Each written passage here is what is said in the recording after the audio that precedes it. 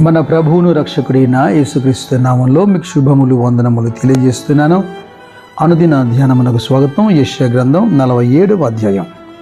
కన్యకైన బబులోను క్రిందికి దిగి మంటిలో కూర్చుండుము, కల్దీయుల కుమారి సింహాసనం లేకే నేల మీద కూర్చుండుము. మరోమారు బబులోనుకు సంబంధించిన అనేక విషయాలు ఈ అధ్యాయంలో రాయబడుతున్నాయి. అయితే ఓ వచనాన్ని నేను మీ ముందుంచుతాను. అది 10వ వాక్యం చివరి భాగం. నీ విద్యయు నీ జ్ఞానము నిన్ను చెరిపివేసెను అనే మాట. ఇది కూడా బబులోనుకు సంబంధించింది. అయితే వ్యక్తిగత జీవితాలకు మన మధ్యలో ఉన్న మనుషులు కూడా ఈ అంశాన్ని ఆపాదించి మనం చూడాలి. నేను చూసిన గమనిస్తున్న ఓ యవనస్తుడు ఉన్నాడు. అతడు విద్య ముగింపు వరకు చదివాడు. బాగా వినండి, విద్య ముగింపు దాకా చదివాడు, కానీ అతని జీవితం ఇంకా ప్రారంభమే అవ్వలేదు. అదేంటి, విద్యలో ముగింపు వరకు వెళ్ళాడంటున్నారు, జీవితం ఎందుకు ప్రారంభం కాలేదు అంటే ఆ జీవితంలో ఓ ఉద్యోగము లేదు, ఓ వ్యాపారము లేదు, అటు సంసార జీవితం కూడా లేదు, ఏ బాధ్యత కనిపించట్లేదు.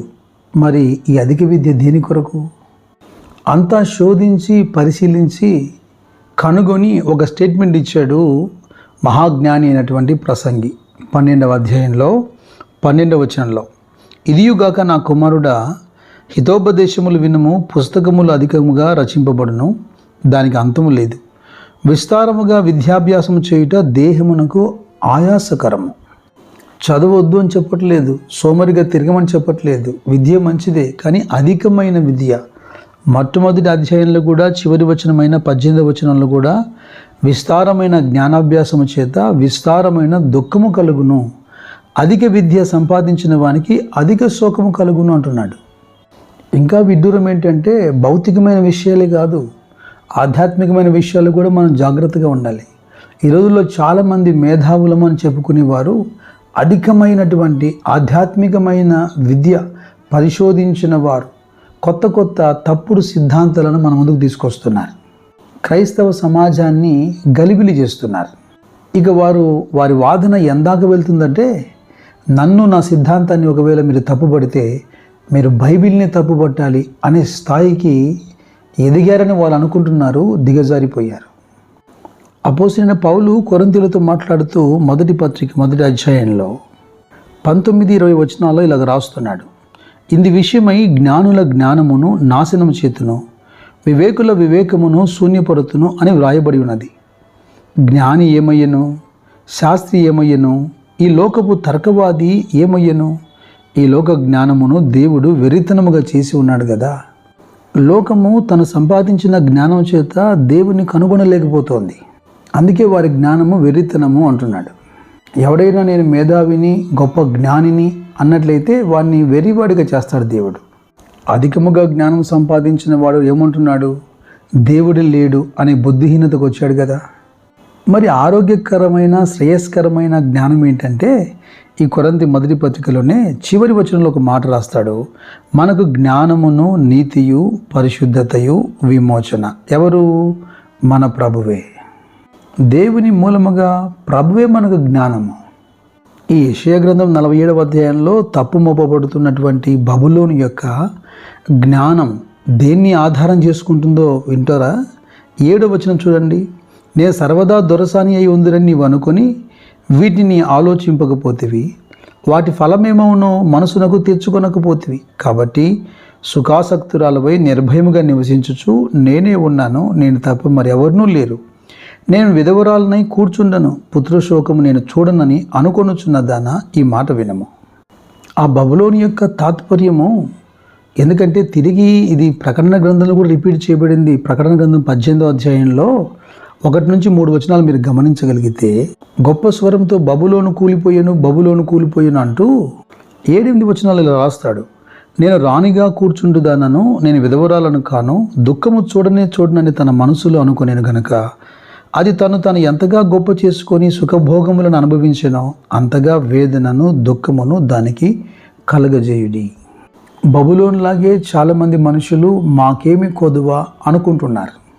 ఇప్పుడున్న బలం, ఇప్పుడున్న ఐశ్వర్యం జీవితకాలం అలాగనే కొనసాగుతుంది అని వారి ఆలోచన. ఇదిగో నేను ఎప్పటికీ ఇక కష్టాన్ని చూడను, ఎప్పటికీ సుఖాసక్తురాలుగా ఉంటాను, విధవరాల్ని కాను, పుత్రశోకం కలగదు, తనకున్నటువంటి ఆ ఐశ్వర్యము ఆ ఘనత ఎప్పటికీ తొలగిపోదు అన్న తాత్పర్యముతో దేవుని పైన అతిశయపడుతూ గర్విస్తున్నటువంటి ఈ బబులోన్ను దేవుడు కూల్చేశాడు. దేవునికి దూరంగా కనబడే ఏ జ్ఞానమైనా పౌలు కొరింథీయులతో చెప్పినట్టుగా 1 పత్రిక 8వ అధ్యాయం 1-2 వచనాల్లో ఖచ్చితంగా ఆ లోక సంబంధమైన జ్ఞానము మనిషిని ఉప్పొంగజేస్తుంది. మరికొందరు దైవికమైన జ్ఞానంతో కూడా ఉప్పొంగిపోతూ పడిపోతున్నారు, అది వేరే విషయం. అందుకే చరిత్ర అంతా మనం చూస్తే ప్రవక్తలైనా అపోస్తులైనా ఎందరో దైవజనులు మన కళ్ళెదుట నేటి వరకు కూడా పౌలు కొరింథీయులతో చెప్పినట్టుగా 1 పత్రిక 1వ అధ్యాయంలో 27-29 వచనాల్లో లోకములో ఉన్న ఏ మనిషి కూడా అతిశయపడుకున్నట్లుగా దేవుడు జ్ఞానులను లేదా గొప్ప సామర్థ్యం కలిగిన వారిని, అధికారులను ఎంచుకోలేదట. బలవంతులైన వారిని సిగ్గుపరచడానికి బలహీనమైన వారిని, ఎన్నికైన వారిని వ్యర్థం చేయటానికి లోకంలో నీచులైన వారిని, వెర్రివారిని, తృణీకరింపబడిన వారిని, ఎన్నిక లేని వారిని దేవుడు ఏర్పరచుకున్నాడట.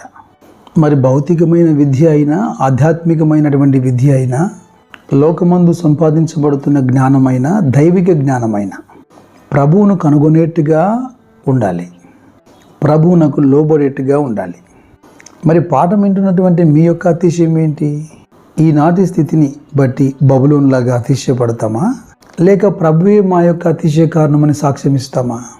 చివరిగా మరో మాట చెబుతాను. ఈ యెషయా గ్రంథం 47:10లో బబులోను అనుకుంటుందట, చెడుతనాన్ని ఆధారం చేసుకొని ఎవడు నన్ను చూడడు అనుకుంటుందట. అటు యెషయా 29:15లోను యెహెజ్కేలు 8:12లోను ఇదే మాట రాయబడింది. తమ ఆలోచనలు యెహోవాకు కనబడకుండా లోలోపల వాటిని మరుగు చేయ చూచువారికి శ్రమ. మరుగుపరచలేరు, వారి వ్యర్థ ప్రయత్నం అది.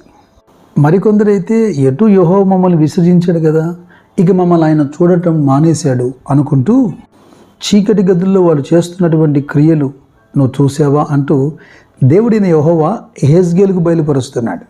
కేవలం ఆయన చూడడం మాత్రమే కాదు, రహస్యమైంది ఏది కూడా బయలుపరచబడకపోదు అన్న సంగతి సత్యం. కనుక ఏది మిన్న ఏది సున్నా తెలుసుకునే కృప దేవుడు మీకు దయచేయాలన్నది నా ప్రార్థన. కృప మీకు తోడైనను కాక. God bless you.